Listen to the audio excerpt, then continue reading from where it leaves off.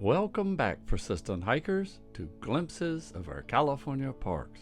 Today we will again visit the Shasta Cascade region of our California parks, encompassing 22 of over 400 diverse public, state, and federal parks and the related units located within our Golden State.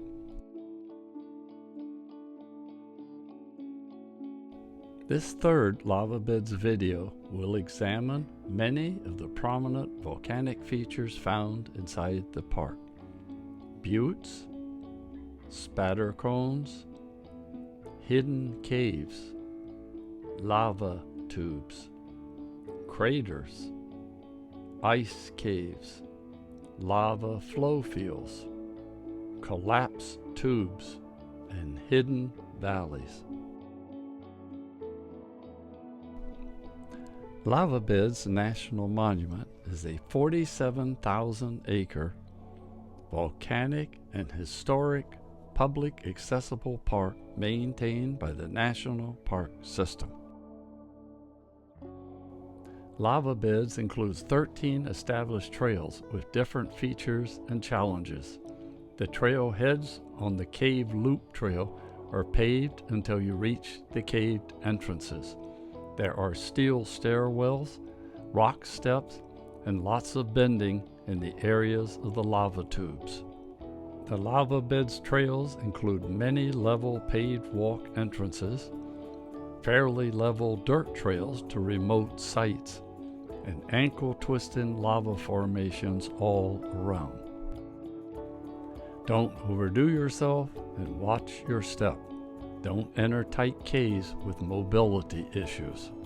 The only complete tube section I suggest for those of us with mobility issues is the lit mushpot lava tube.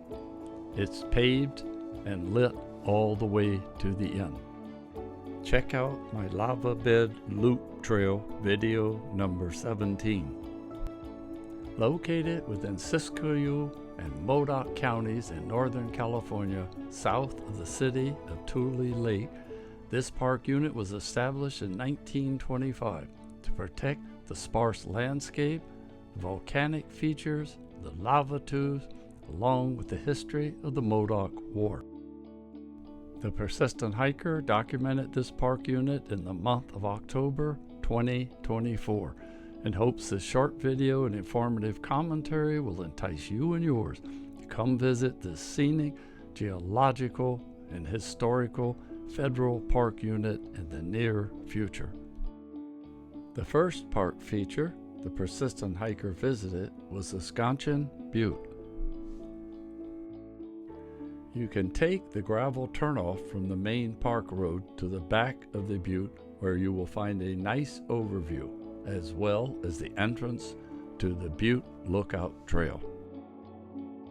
Here you can climb the Cinder Cone Butte to the top fire lookout. Having just finished a 2-mile hike, I chose not to push myself. Besides, that 500-foot elevation gain and 1.5-mile out and back trail didn't really entice me, nice view or not. The second park feature we visited was the Bunchgrass area. I didn't take the 1-mile one-way trail that meanders through the open brushlands and juniper thicket. Instead, I viewed the area from the Bunchgrass overlook off the main park road. It should be noted that the entire northern 1/3 of Lava Beds Monument is covered with bunchgrass, sagebrush, and rabbit brush. The dirt trails are sometimes overgrown with one, if not all three. The view is best here in late afternoon and early evening, when the setting sun lights up the bunchgrass field with warm earth tones. The third park feature we visited was the Fleener Chimneys. The volcanic spatter cones built up as hot gases propelled globs of lava high into the air, like oatmeal boiling over in a pot, leaving an original chimney behind in the center. The 0.3 mile out and back trail with a 36-foot elevation gain starts out paved, includes some stone stairs, and arrives at the lava trail surrounding the chimneys. Watch your step up there and stay on the trail. Lava can rip cheap shoes to shreds, to say nothing of human skin should you fall on it. Once there, check out the chimneys, but don't lean over too far and become part of the volcanic feature. Speaking of the chimneys, they were originally 100-foot deep, but thanks to the park Torrance throwing items in the hole to test its depth, the chimneys are now only about 50-foot deep. If the Park Service is ever going to stop vandalism of our natural wonders, they're going to need to raise the punishment for those found guilty. In this situation, I would say 3 months of cleaning out the chimneys. Bet they think twice after spending their summer doing manual labor before throwing something else down another chimney. The persistent hiker designed a sign for the Park Service. Attention park vandals, be advised, your destructive tendencies have not gone unnoticed and are being recorded by hidden cameras. Sign, we'll be watching.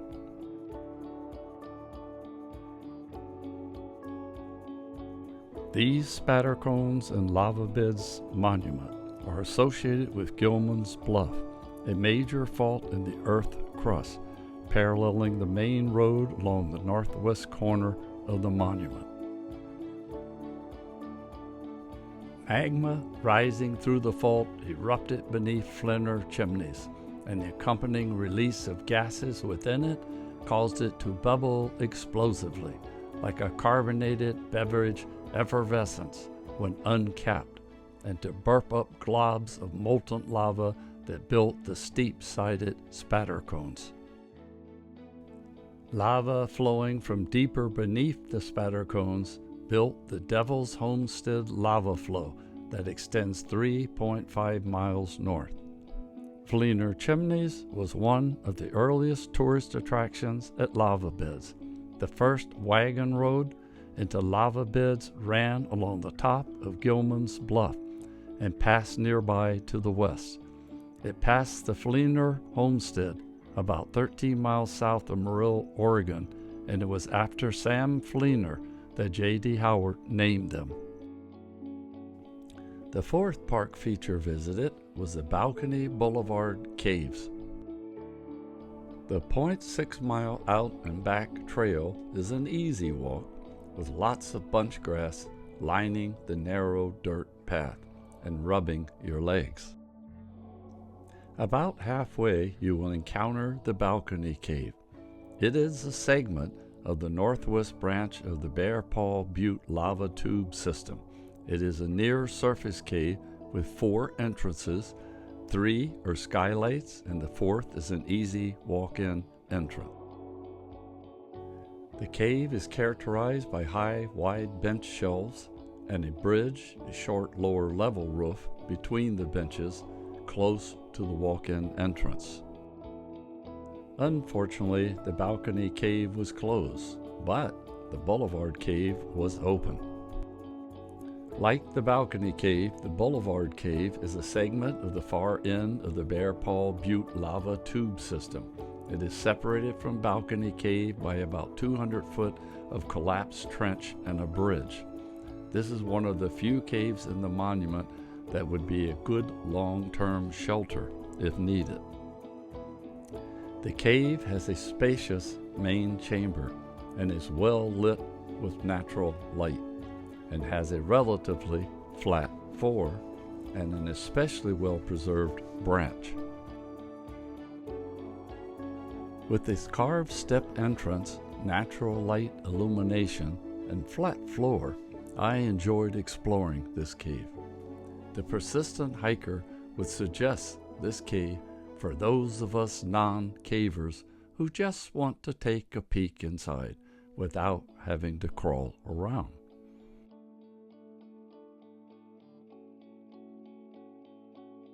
The fifth park feature we visited was the Devil's Homestead, a lava flow field. Lava flowing from deep beneath the spatter cone area at Gilman's Bluff built the Devil's Homestead lava flow that extends 3.5 miles north. At the vents, the flowing lava was shelly pehoho, a type with enough gas to form blisters, but not lava tubes. It flowed in a wide channel, which is easily seen from the base of the spatter cones. As it moved north, continually losing its dissolved gases, it changed gradually to the lava at the Devil's Homestead parking area. Because the first wagon road into lava beds ran along the top of Gilman's Bluff, the first park visitors got to witness this particular flow field from a higher elevation. Pehoho and are Hawaiian words for hardened lava surfaces that are smooth, pehoho, or rough, The two categories originally referred to the ease of walking barefoot on one as opposed to the other.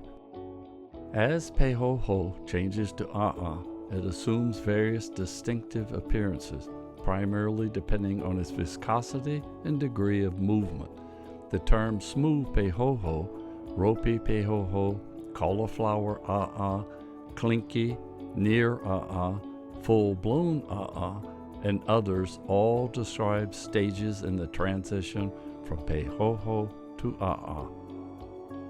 The exposed Devil's Homestead lava flow in Lava Beds Monument is a good example of a transition from pehoho to The sixth park feature we visited was Valentine Cave. Valentine Cave is renowned for its well-preserved lava flow features and is worth visiting for the beautiful day-lit entrance chamber alone. In the 1930s, the cave entrance was enlarged and a stone stairway was built inside. The persistent hiker highly suggests you visit this cave, close to the visitor center. Finely detailed benches and superb flow lines exist in most of the cave, and an extraordinary cauliflower tongue occupies a part of the floor of the Northwest Passage. Valentine Cave is about 11,000 years old, a relative youngster compared to most of the other caves in the monument. Its roof is so thin that tree roots penetrate it in several places. The entrance chamber in Valentine Cave is divided by a pillar and circled with benches. You've just got to check this naturally lit section out. The seventh park feature we visited was the Hepi Ice Cave, Chimney, and Bridge. The Hepi Cave Dirt Trail, 0.9 miles out and back, has an 88-foot elevation gain, begins under tall ponderosa pines, and cuts through thickets of mountain mahogany and juniper trees. When you reach the end of the trail, you will witness spectacular views of an enormous lava tube collapse. The first open section you come to has no path leading to the entrance tube you see in the far wall. To reach the cave, one must cross over the bridge section past the chimney area to access rough stone stairs leading down to the ice cave itself. The Hepi Chimney is accessible just as you pass over the bridge area. Nevertheless, the short climb to view the opening is filled with rough lava. Hiker discretion advised. After leaving the chimney area and the cave overlook, we reached the trail end and the beginning to the steep, zigzag stone stair passage to the Hepi Cave entrance. This is a difficult rocky path for those of us with mobility issues. I suggest you know your limits and reassess your condition before tackling this 100-foot descent. The eighth park feature we visited was a Mammoth Crater. There is a short paved trail 0.3 miles out and back to the open crater overlook, and a 2-mile dirt loop trail called the Big Nasty that circles around the rim of the crater. All total, the two of them have a 300-foot elevation gain. If you don't want to take the challenging loop trail, at least check out the crater overlook. It's worth the short climb. Between 30 and 40,000 years ago, through a series of eruptions, a torrent of red-hot lava flowed out of this crater. More than any other vent, Mammoth Crater had the greatest impact on the monument's landscape. It was the crater that created the highest known concentration of lava tubes in the continental United States. For our final park feature, we visited the Hidden Valley, a huge ancient lava tube collapse section containing ponderosa pines. The paved short 0.2 mile out and back trail is worth the walk. While traveling around Lava Beds National Monument, one can get distant glimpses of Mount Shasta rising up above the horizon. This stratovolcanic icon is on our future list to document during our next Shasta Trinity National Forest visit. All in all, the persistent hiker had a great time here at Lava Beds National Monument and the neighboring Klamath Lake Refuge area. I wish to acknowledge my usage of the informative park guides and brochures, along with the on-site park rangers and docents who helped me to gather information needed for this Glimpses presentation. I turn to Encyclopedia Britannica, Wikipedia, and Dictionary.com as my go-to sources for any additional in-depth information I needed. Don't forget to click the subscribe button to catch the latest park units we visited along with the special trails we've taken. Hope you enjoyed this park adventure. Take the time to visit our sponsors and become a monthly donor, assisting us in documenting each of our diverse federal and state California parks. By becoming a member of the Persistent Hikers and wearing our Glimpses patch, you are informing the young generation that we seniors still have the capability, although limited, to enjoy our parks just as much as they can. Until our next California park adventure, happy trails.